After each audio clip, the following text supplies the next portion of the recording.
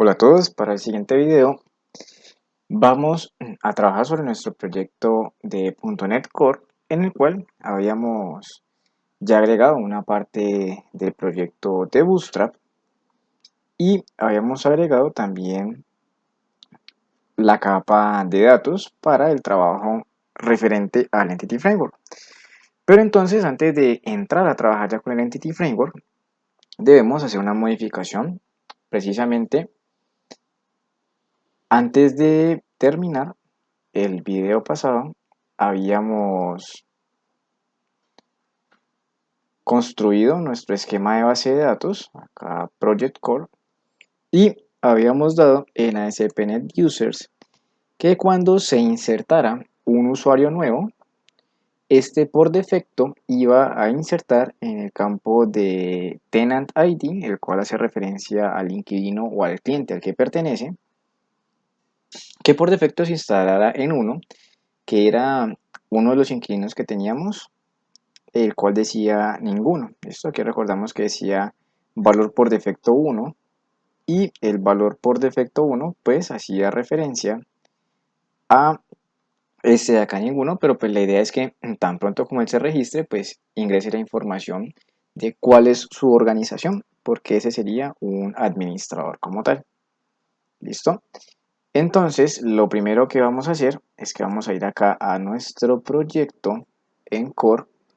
¿Listo? Vamos a dirigirnos a las áreas Identity Page y vamos a buscar la vista de registrar. ¿Listo? Y vamos a ir a la información asociada al register. Vamos a buscar la clase llamada Input Model. Input Model es un modelo que tiene qué propiedades: email, password y confirmar password, los cuales se ven reflejados en la vista de registrar. ¿De qué manera? Así como yo puedo tener un modelo que me permita mapear los datos que van desde la vista hacia el controlador, que sería el binding model, pues yo puedo también hacer parte de ese binding model, no solamente sea el mapeo que él hace cuando envía los datos, sino que la arquitectura que yo voy construyendo sea basada en este binding model. Entonces, ¿a qué me refiero? Él dice que llama a register model, correcto, que es esta clase que vemos acá, register model, y de register model llama una propiedad que se llama input. La propiedad que se llama input no es más que una bind property, hace referencia al binding model, y llama o invoca esta clase que vemos aquí. Entonces nos dice que acá está creando las etiquetas HTML común y corriente como las conocemos, pero está agregando acá en esta parte una etiqueta especial de ASP.NET que nos dice ASP4. Entonces nos dice, vas a construir una etiqueta input. ¿De qué tipo? No sabemos si es tipo texto, numérico, email, ¿correcto? Entonces, él como lo sabe por defecto con esta etiqueta. Entonces él dice, estamos llamando la propiedad input del modelo register model y de input estamos llamando la propiedad email. Entonces hace referencia a este campo de aquí. Por defecto, como este es un campo string, entonces este campo va a ser un input type test. ¿Listo? Esto es parte de lo que nos ayuda a construir la sintaxis de Razor con diferentes elementos como este. Aquí tiene el label, entonces este label nos dice, bueno, ¿qué nombre va a contener ese label? Muy sencillo.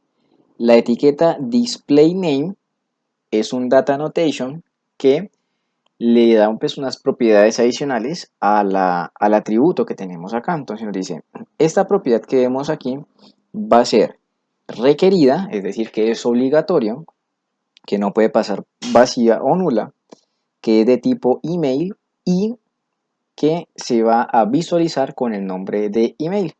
Y asimismo vemos que acá nuestro modelo tiene otra propiedad que es password y dice es requerido, dice que es de tipo string, que debe tener mínimo 100 caracteres y en caso de que no se tenga esa cantidad de caracteres, entonces despliega este mensaje que dice que los caracteres mínimos son de 6. Es de tipo password y lo va a desplegar con el nombre password. Entonces acá el label nos evitamos nosotros el estar construyendo algo muy parecido a esto. O sea, ya no construiríamos label. Esto, voy a pararlo acá un momento. Este momento cambio por acá parte del idioma.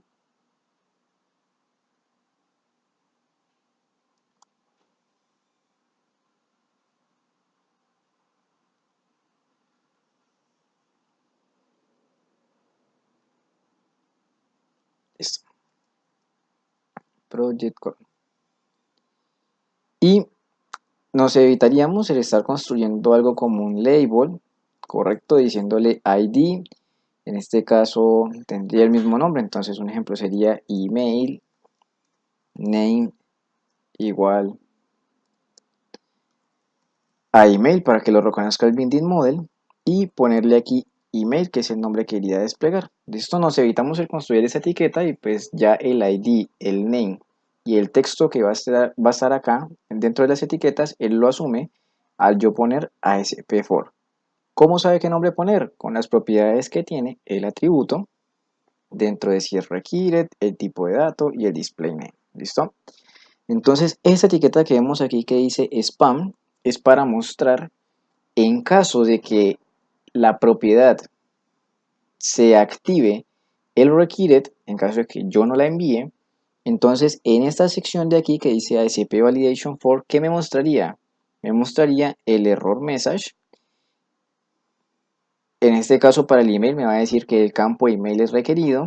Acá sí me va a mostrar un mensaje personalizado y acá también.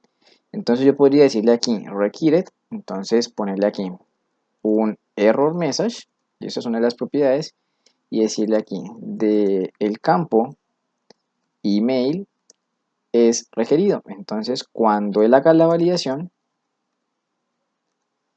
en caso de que este campo no lo envíe, entonces en esta sección de aquí se va a poner la validación que tiene este requiere de acá. Entonces yo lo puedo personalizar de acuerdo a lo que tenga dentro del modelo y ya no depende entonces de la vista, sino que todo lo determina el modelo o el binding model que estoy estableciendo acá. ¿Listo? Entonces vemos que aquí hay una estructura ya construida para el email, para el password y para el confirmar password. Pero, ¿qué información adicional tiene el usuario? Entonces revisemos, nos dice que el usuario, pues aparte de toda esta información que él la llena ya por defecto, agregamos nosotros un campo que se llama Tenant ID. Y como en el mismo proceso que yo me registro, creo la empresa o el cliente, entonces debo pedir ¿qué datos como mínimo debo pedir del tenant? Al menos el nombre. ¿Listo? Entonces, vamos a hacer lo siguiente. En la vista, vamos a, primero en el modelo, ¿listo? Vamos a crear esas dos propiedades, ¿listo? Para que podamos establecerlo. Y recordemos que por acá el tenant ID tiene algo que es el plan, que también lo vamos a solicitar acá. Entonces, primero que todo, vamos a crear dos propiedades nuevas en nuestro binding model. Voy a ponerle por acá prop, listo, de tipo string. La primera va a ser organización, listo. Le vamos a decir que es requerida y que va a tener un error message que va a decir el campo, entonces copiamos y pegamos, organización es requerido, listo. Eso es lo único que vamos a establecer. El display name también para que lo tengamos aquí en cuenta, display y dentro de las llaves name, listo, comillas. Entonces aquí pues, le decimos que se va a desplegar con el mismo nombre, es decir, esto es lo que va a aparecer en el label. Y asimismo voy a crear otro campo que va a ser plan. ¿Listo? Y este plan pues lo vamos a poner, a ver qué nos está faltando por aquí, un paréntesis y por acá otro paréntesis. Listo. El plan es un texto que ya vamos a guardar y ya vamos a especificar qué valores va a tener. ¿Listo? Listo, ya definimos entonces aquí. Vamos a decirle que el error message nos va a decir el campo plan es requerido. Ok. Y por acá, pues muy sencillo, vamos a la parte de la vista y vamos a decirle que vamos a crear dos etiquetas HTML nuevas. Entonces vamos a copiar todo este div, listo, antes del submit. Aquí voy a dejar el espacio y vamos a decirle que el label ahora va para organización. Entonces vemos que él aquí nos reconoce el atributo nuevo que va a crear un input type, en este caso como es string, entonces un input type test para la organización. Vemos que aquí le está aplicando ya los atributos del Bootstrap y que va a tener en cuenta la validación que tiene el error message para el campo organización. ¿Listo? Ahora vamos con el plan. Como el plan es una lista desplegable, pues no es tan sencillo establecerlo de esta manera. Entonces voy a copiar y pegar la misma etiqueta. Listo, voy a poner el texto, pues si es el mismo, entonces plan. La validación también es la misma, entonces pongo aquí también plan. Pero este campo que vemos aquí, pues este campo ya no es un input type porque es una lista desplegable. Entonces vamos a armar nuestra lista desplegable con la etiqueta select. ¿Listo? Vamos a decirle entonces acá que tiene un atributo class from control. Debemos establecer el name y vamos a decirle que es de input.plan. Ese va a ser el nombre. ¿Listo? De igual manera, si yo no quisiera utilizar este tipo de elementos dentro de las etiquetas para facilitarnos y guiarnos con el modelo, lo puedo hacer también de manera manual, estableciendo etiqueta por etiqueta con su respectivo name, el ID y demás. No hay problema y de hecho también se puede hacer. ¿Listo? Es una opción válida. Vamos a definir por aquí las opciones de la lista. Vamos a decirle value. El primer value va a ser free. Y ponemos aquí free. Y la segunda opción que vamos a tener va a ser premium. Y este lo ofrecemos acá. ¿Listo? Entonces le vamos a decir que vamos a ofrecer planes gratuitos y premium. ¿Listo? Eso es todo lo que ponemos acá. El resto sigue comportándose igual. Y entonces, como ya hemos establecido acá el modelo, pues que nos ayuda el modelo también, de que muchas veces cuando definimos las etiquetas de esta manera, ¿qué pasa? Si establecemos el nombre mal aquí, al momento del que vaya a ser el binding model acá, y aquí digamos está escrito con plan terminado en N y por aquí pusimos plan terminado en M, y no nos dimos cuenta, pues al momento de hacer el mapeo de las propiedades con los campos, pues nos vamos a obtener un error y no va a ser capaz de obtener el valor de esta propiedad. ¿Listo? Entonces, con esto que nos aseguramos de que los nombres pues son los mismos que estamos tomando el binding model, o sea que el factor de error pues se reduce bastante. ¿Listo? Entonces yo puedo utilizar el binding model no solamente para recibir los datos, sino para decirle la estructura de mi contenido HTML. Y vemos que por acá la parte del onPost así, que es cuando se envían los datos por método post, por aquí lo vemos, él toma todo de qué binding model del input. ¿Listo? Entonces vemos que de ahí toma las propiedades. Entonces ya modificamos la parte de la vista. Ahora vamos a modificar la parte de nuestro código. ¿Listo? Y para ello pues necesitamos en la parte de nuestro código importar dos librerías. Entonces voy a ponerle por acá using. Listo, vamos a implementar el system.linQ y vamos a implementar el using microsoft.extension.options. Ya vamos a ver para qué. Muy importante la parte de LinQ porque vamos a trabajar con expresiones lambda, expresiones lambda y legados para el tratamiento de estructura de datos, en este caso las listas, y el acceso a los datos del Entity Framework. ¿Listo? El LINQ viene siendo el modo de trabajar queries con estructura de datos. ¿Listo? Muy parecido a lo que hacíamos en SQL, pero esta vez aplicado a objetos de C#. Entonces vamos a buscar el método onPostAsync. ¿Listo? Y en el método onPostAsync vamos a hacer lo siguiente. Vamos a decirle que aquí, cuando él ya ha enviado el correo y ha creado el usuario, esto va a crear aquí una región. Una región es un bloque de código que me permite comprimirlo. Voy a ponerle aquí tenant y establezco un end region. ¿Listo? ¿Esto para qué me sirve? Porque yo puedo llegar y pum, comprimir mi código allí y pues no ocupar tanto espacio. ¿Listo? Dentro de la región, entonces vamos a poner lo siguiente y vamos a trabajar un poco con la parte del Entity Framework. Vamos a definir por aquí un var con el nombre context y le vamos a decir que es igual a un new dal. ¿Listo? Entonces por acá vamos a decirle aquí en dependencias que vamos a llamar desde proyecto core, le decimos aquí en proyectos, al proyecto DAL. ¿Listo? Entonces todo lo que contiene el proyecto DAL yo lo puedo utilizar desde core. ¿Listo? Entonces aquí vemos que ya reconoció el DAL. ¿Y por qué solamente tuvimos que poner el DAL?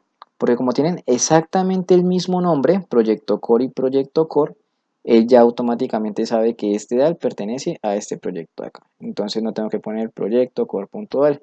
Hay que tener en cuenta que si a este le di un nombre y a este le di otro nombre, debo poner el nombre completo. ¿Listo? Entonces voy a acceder a los modelos del DAL. ¿Sí? Y de los modelos del DAL vamos a llamar lo que se llama Project Core Context. Si vemos el Project Core Context, aquí dándole en ir a definición, vamos directamente al método. El Project Core Context es el que tiene la inicialización de a qué base de datos se va a conectar, cuáles son los modelos que se va a encargar de mapear. Recordemos que esto lo hemos creado con el Entity Framework. Entonces él ha hecho un mapeo o una creación de unas tablas, de unas clases basadas en unas tablas y las propiedades pues basadas en los campos de esas tablas, ¿correcto? Con las diferentes propiedades y todo lo que tiene acá además. Entonces, cuando llamamos el Project Core Context, le estamos diciendo que lo que trabajemos aquí en Context se va a ver reflejado ¿en dónde? En nuestra base de datos. ¿Listo? Entonces, ¿qué vamos a decirle? Vamos a decirle que en el contexto de datos hay un modelo que se llama tenants. Entonces, si yo me refiero al modelo tenants, estoy haciendo referencia a la tabla tenant. ¿Listo? Vamos a decirle que vamos a agregar uno nuevo con el punto add. Y aquí le decimos entonces que vamos a agregar un nuevo modelo de tenants. ¿Listo? Y le vamos a decir, bueno, ¿qué propiedades tenemos? Tenemos la propiedad nombre. Entonces, el nombre va a ser igual a input, lo que venga en el binding model, que se llama organización, que tenemos un campo que se llama created at, entonces le decimos que esto es igual a un datetime.now para obtener la fecha del sistema actual, y que vamos a poner aquí un plan que viene del input plan, ¿listo? Del binding model. Entonces aquí en tenants vamos a dar clic derecho, ir a definición, y vamos a revisar este modelo para saber que es el reflejo de nuestra tabla. Tenemos la propiedad ID, propiedad name, propiedad creado, modificado y plan. ¿Listo? Cuando ustedes vean este signo de pregunta al lado del tipo de dato, es porque posiblemente de la base de datos ese campo venga en nulo.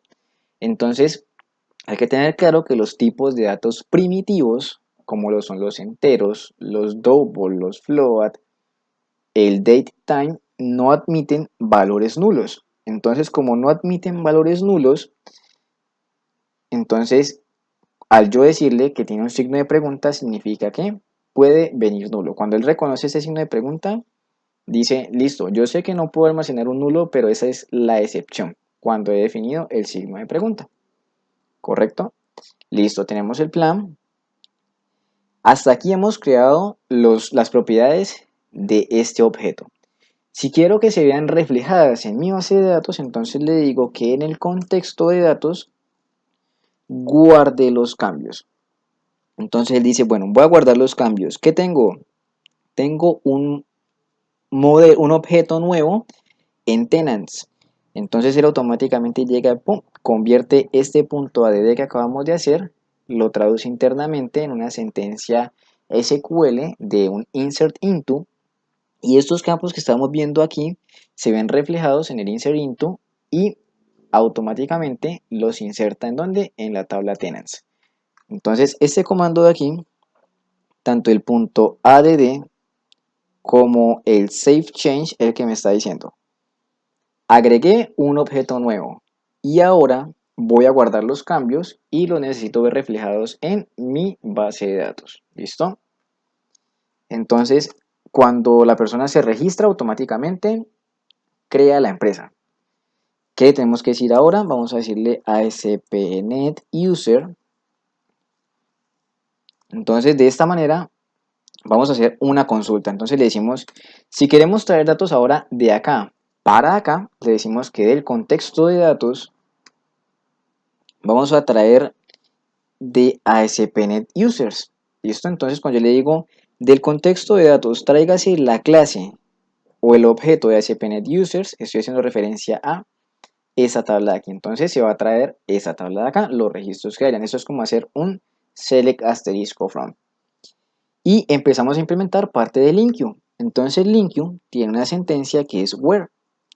El where, al igual que el SQL, es para establecer una condición. Entonces le voy a decir, eso es para definir una expresión lambda. ¿Listo? De esta manera le digo que represento toda esta entidad en una variable x. Entonces le digo, donde x, ¿qué propiedad tenemos de ASP.NET Users? Tenemos la propiedad ID, tenemos la propiedad username, que es con la que vamos a trabajar. Entonces le decimos aquí donde username sea igual a lo que ingresó la persona en su username, aquí, en su email. ¿Listo? Recordemos que él por aquí arriba ha hecho un insert. Aquí vemos que el identity user es muy parecido a lo del contexto que estamos viendo, porque miren que aquí agrego unas propiedades y por acá le digo que en su contexto de datos, que se llama user manager, cree un usuario con este password. Entonces es prácticamente muy parecido a lo que estamos haciendo acá. ¿Listo?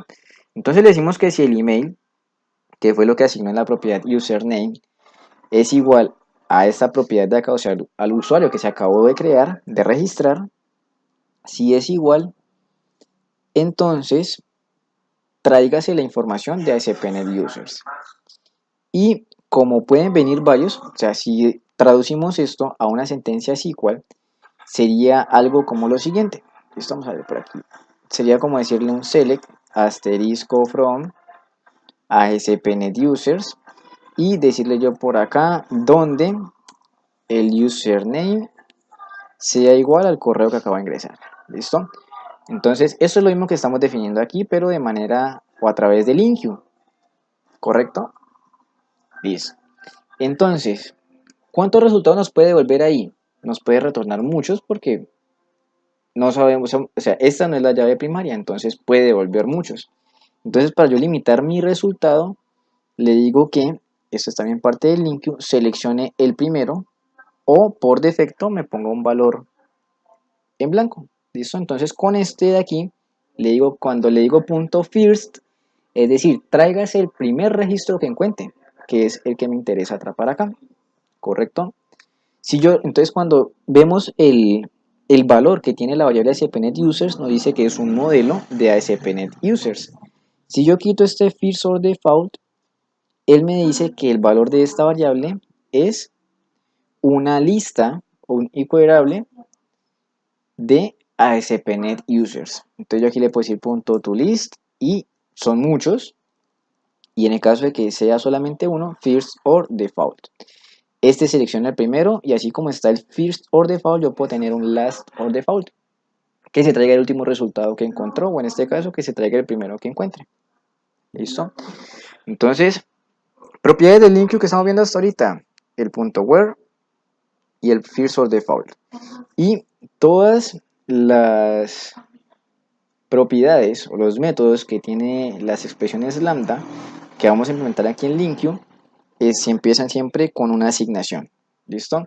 Esta flechita así es una asignación. Entonces, ASP.NET Users se ve inmerso en ¿quién? En X. ¿Listo?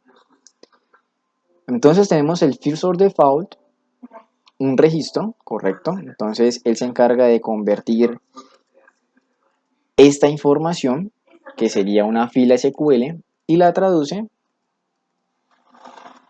Esta fila SQL la traduce en un objeto o un modelo. ¿Listo?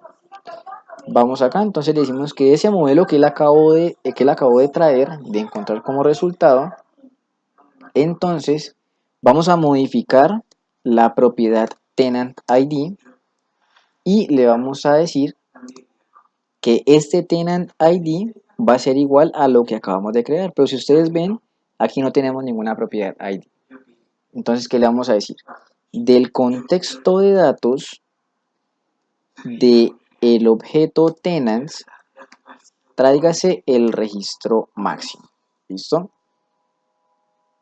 Entonces, este método de la parte del LinkU, el punto max, que hace es como decirle en SQL un select max from la tabla que tenants, ¿sí o no? Como si yo lo estuviera ejecutando así, igualito. ¿Listo? Pero ¿qué valor máximo necesito traer? Entonces necesito traer el ID, ¿sí o no? Y esa sería mi sentencia a ejecutar. Tráigase el ID máximo. Entonces yo le debo decir aquí en el max que se traiga el ID máximo. ¿Listo? Entonces esa es la condición del punto max.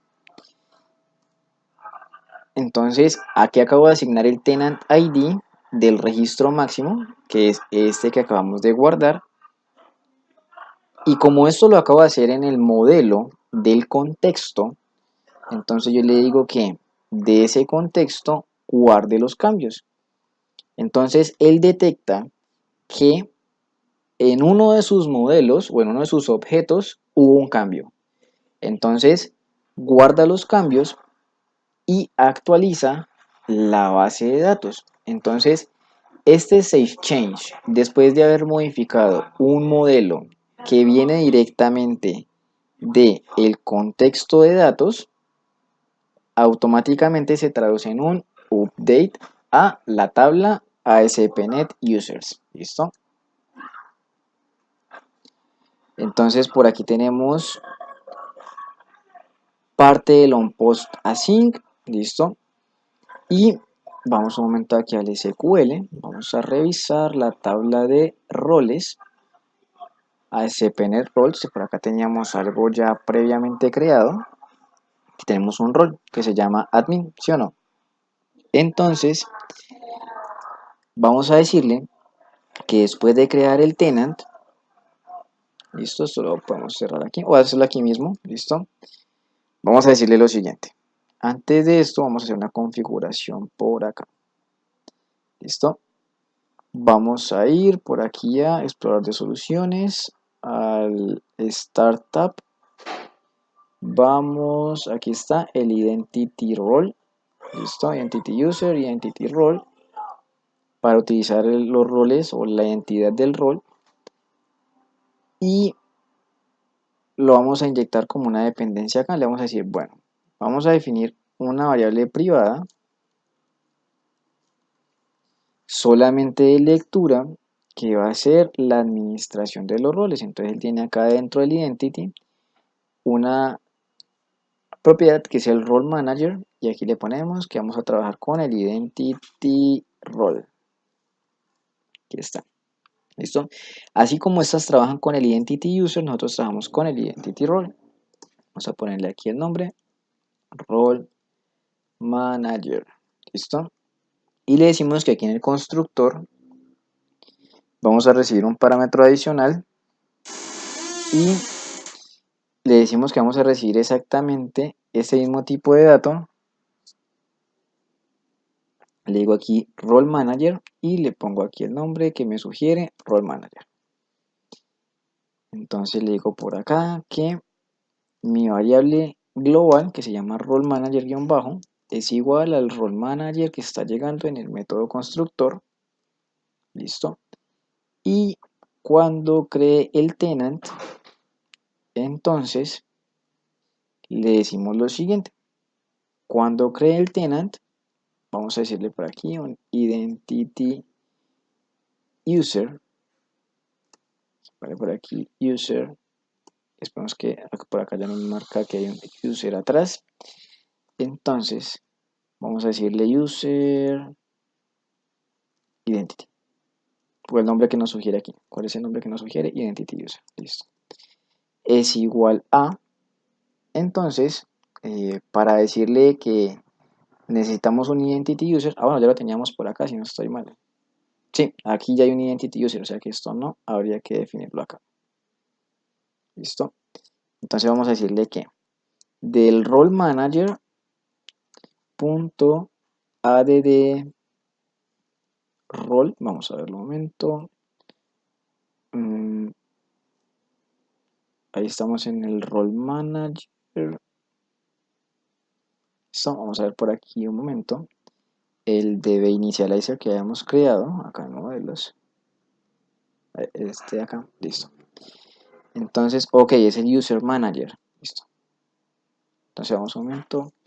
User manager punto add role to role async. Este de aquí es uno. Entonces le enviaríamos aquí el identity user que acabo de crear y el rol que queremos asociar. En este caso le decimos que la persona que se registre va a quedar con el rol de administrador. Como es un método asíncrono, nos dice que debemos establecer un await. Entonces, bueno, estamos usando el user manager, por lo tanto, esto que acabamos de hacer acá no es necesario. Lo voy a quitar de aquí y lo voy a quitar de acá. ¿Listo? Eso no es necesario. ¿Listo? Pensé que lo íbamos a utilizar, pero ahí está con el user manager.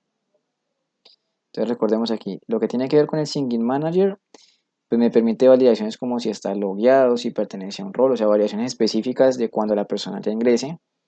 El user manager es administración de lo que tiene que ver con el usuario, claims, creación de usuarios, modificación, eliminación y demás.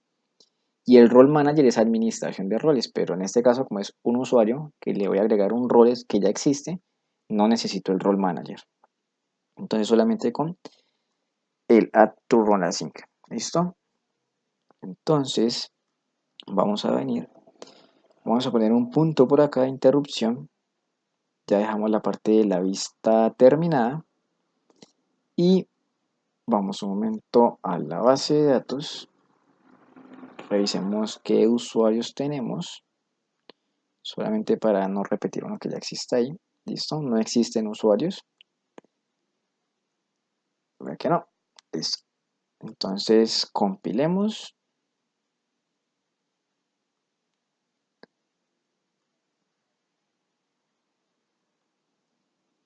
Listo, esperemos por aquí un momento.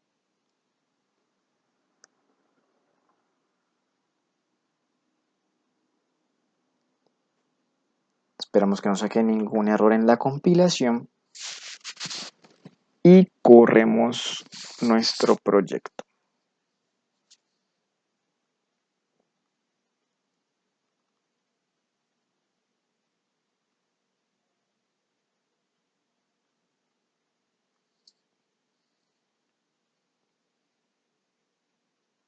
Listo, compilación correcta.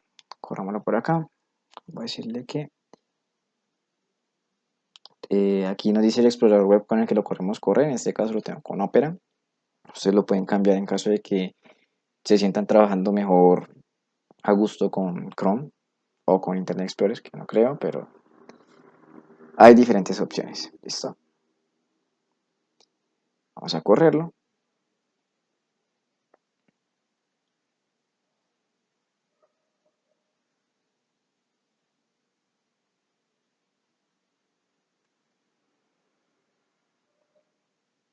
Listo, el punto de interrupción lo tenemos aquí para que cuando se active, pues podamos visualizar y hacer un paso a paso a nuestro código.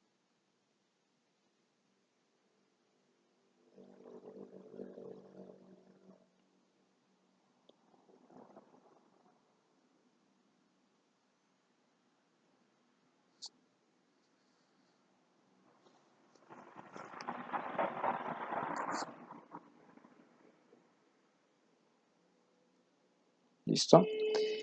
Entonces vamos a registrarnos. Vamos a decirle que con la cuenta de siempre, voy a poner aquí mi contraseña.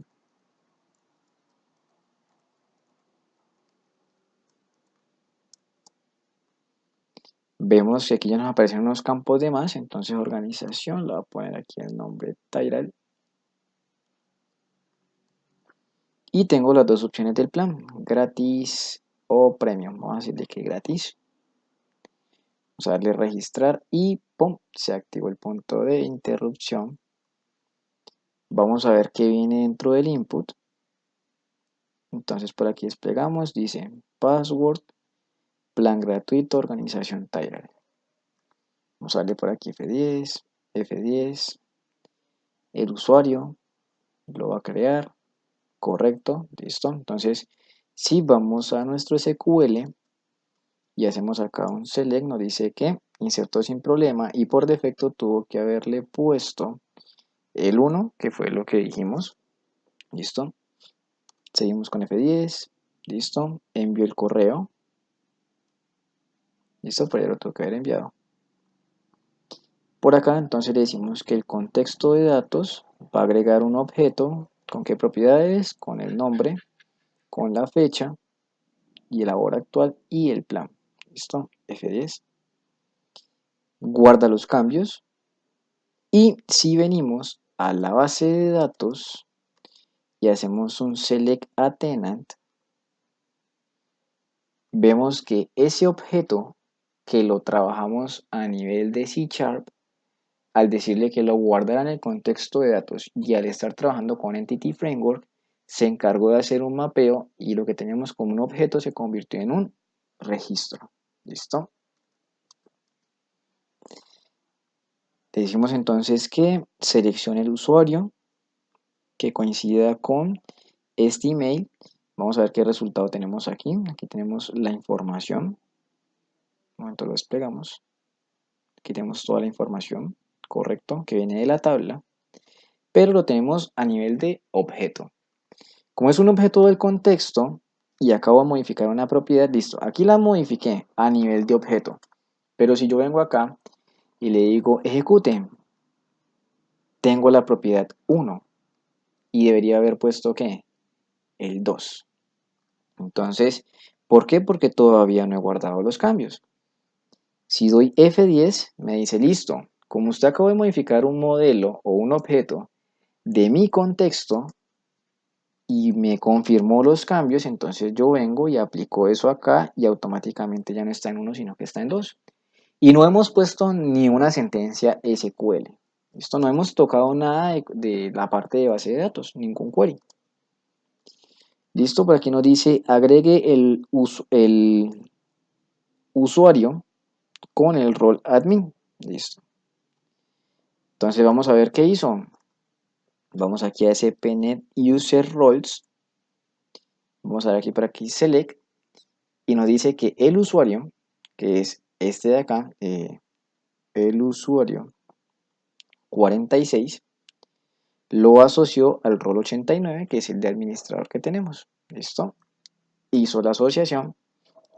Y por aquí le damos entonces F5 y antes de darle F5 quitamos este punto de interrupción y le damos continuar. Listo. Ahora entonces voy a venir por acá. Voy a darle por aquí a este usuario. Editar. Y voy a decirle que el email está confirmado para no entrar el correo. Listo. Me voy a loguear. Login. Listo.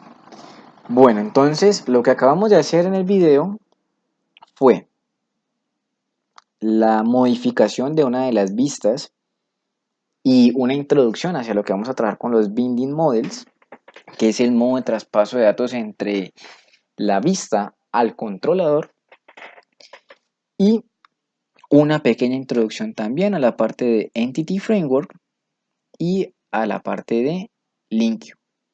¿Listo? Entonces queda profundizar un poco más en estos temas para saber cómo trabajan, qué propiedades adicionales tiene o qué métodos adicionales tiene el LinkU, como el método where, el select, el max, el min.